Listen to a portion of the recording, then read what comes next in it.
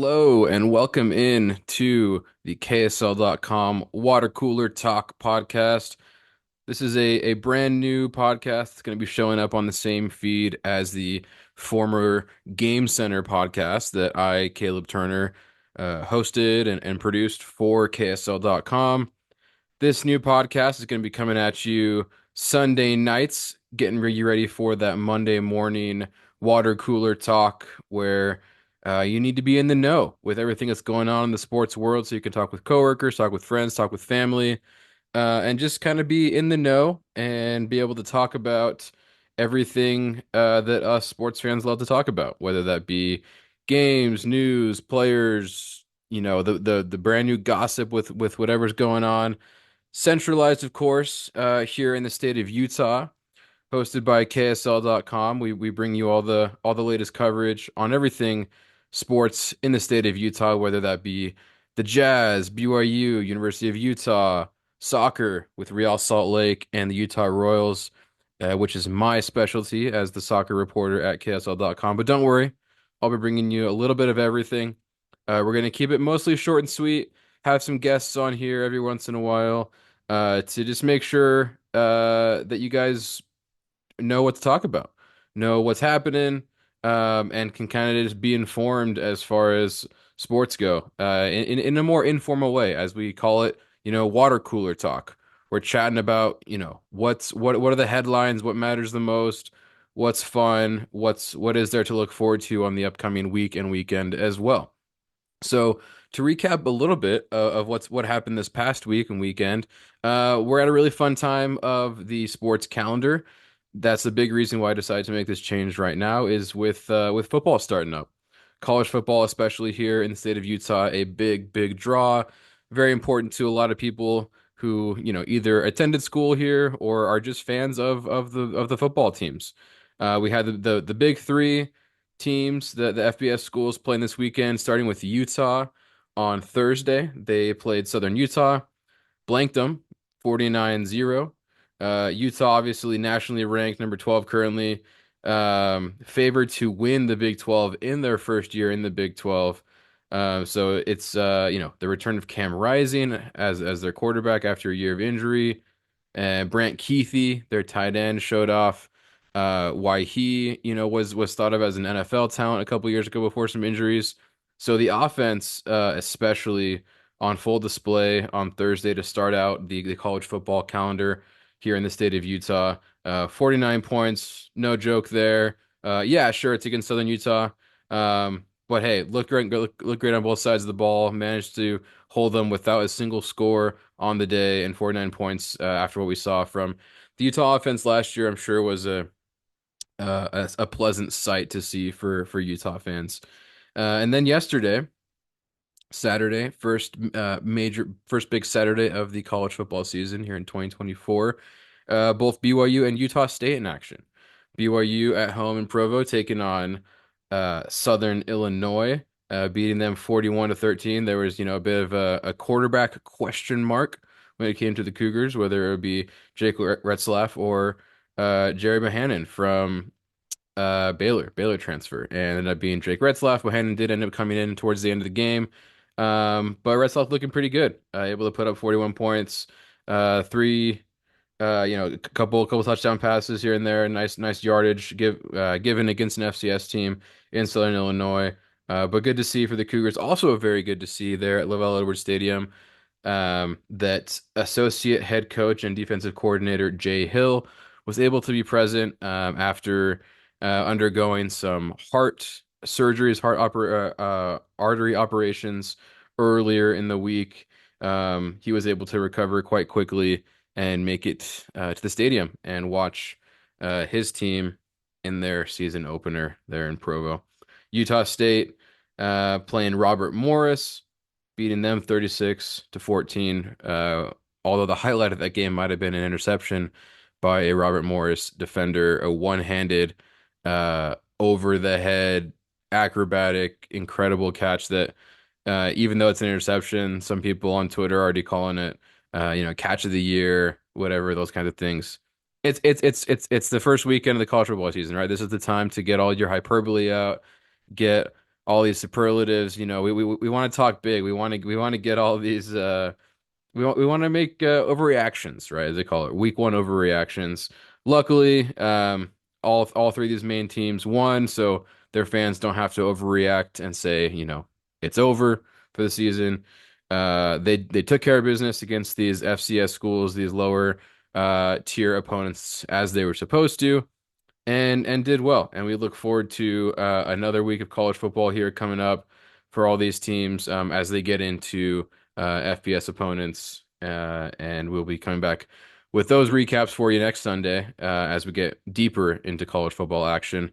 Soccer also in action this as we almost enter the fall a little bit here. In the latter half of their soccer season, the Utah Royals and Real Salt Lake, as they played through the summer.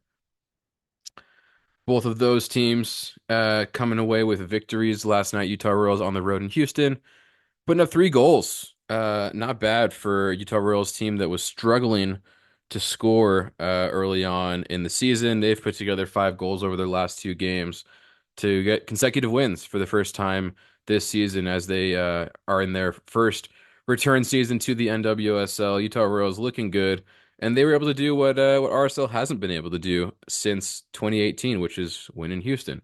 RSL in action last night as well at the same time, which was fun for me as the soccer reporter having to cover simultaneous soccer games. But as I said on Twitter, X, whatever you want to call it, football is life, in the words of Danny Rojas.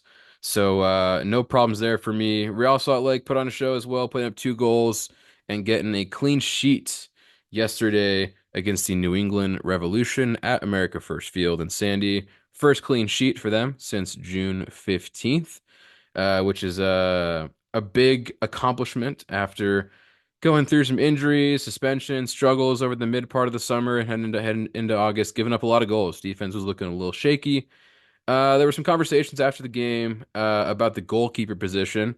For those of you who watched the previous match against San Jose, there were a couple goals let in by usual starting goalkeeper Zach McMath, who's been pretty steady in goal, was originally a backup, but came to be the full-time starter for RSL.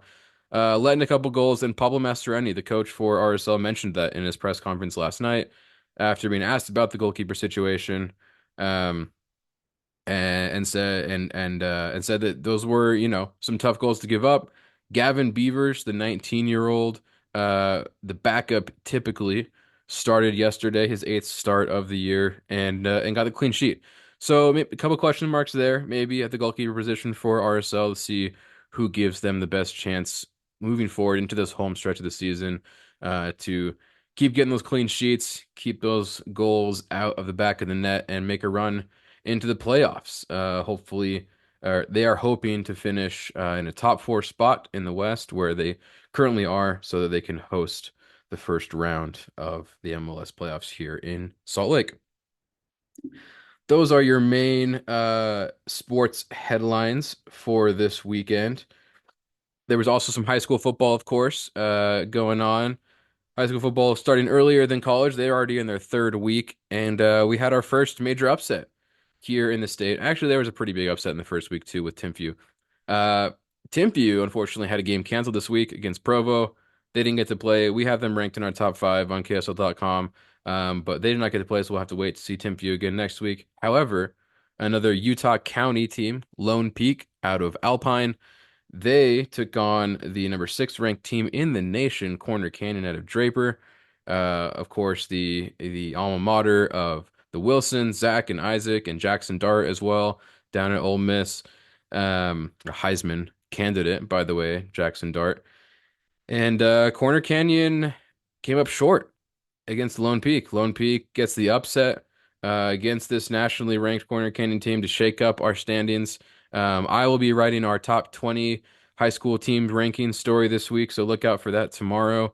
It should be an interesting one as we've seen a little bit of shakeup there at the top with Corner Canyon, Lone Peak, of course, other contenders such as Sky Ridge, Lehigh, Timpview, as I mentioned before. A lot of fun things happening in the state, and we're going to be getting into region play over these next couple weeks. So some even better matchups coming up especially for teams like Lone Peak that are in a pretty stacked region there in northern Utah County with the likes of Sky Ridge and Lehigh, et cetera, et cetera.